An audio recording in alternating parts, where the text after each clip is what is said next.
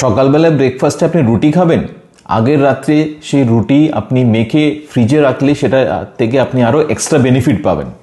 আটাতে আছে ফাইটেট নামে একটা উপাদান, আর এই ফাইটেট আমাদের অন্ত্রে আমাদের আয়রন অ্যাবজর্পশন অনেকটা কমিয়ে দেয়, তাই সেটা থেকে আমাদের হিমোগ্লোবিন কমে যেতে পারে। তো আটা থেকে যদি আপনার ফাইটেট কমাতে হয় আর আপনার যদি আয়রন অ্যাবজর্পশন বাড়াতে হয়, আটার রুটি আপনি একদিন আগে একটু গরম জলে মাখুন, সেটা ফ্রিজে রাখুন 8 থেকে 10 ঘন্টা, তারপর নেক্সট দিন আপনি সেটা রুম টেম্পারেচারে রেখে সেটা থেকে রুটি বানাতে পারেন। তো সেটা থেকে আপনার ফাইটেট অনেকটাই কমে যাবে আটাতে, আর ফাইটেট কমলে আপনার আয়রন অ্যাবজর্পশন বেড়ে আপনার হিমোগ্লোবিনও বাড়তে পারে।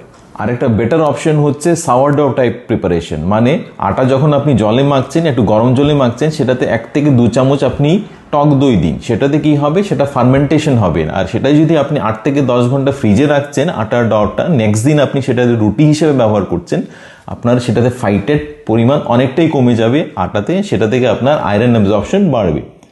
শুধু আটার ক্ষেত্রে এটা প্রযোজ্য না, আপনি যে ডাল, চানা, ছোলা, রাজমা খাচ্ছেন সেটাও আপনি ভিজিয়ে ব্যবহার করুন বা ফার্মেন্টেশন বা অঙ্কুরিত অবস্থায় ব্যবহার করুন, যেটাতে আপনার খাবার দাবারে ফাইটেট কমবে, আপনার আয়রন অ্যাবজর্পশন বাড়বে, আপনার হিমোগ্লোবিন বাড়বে।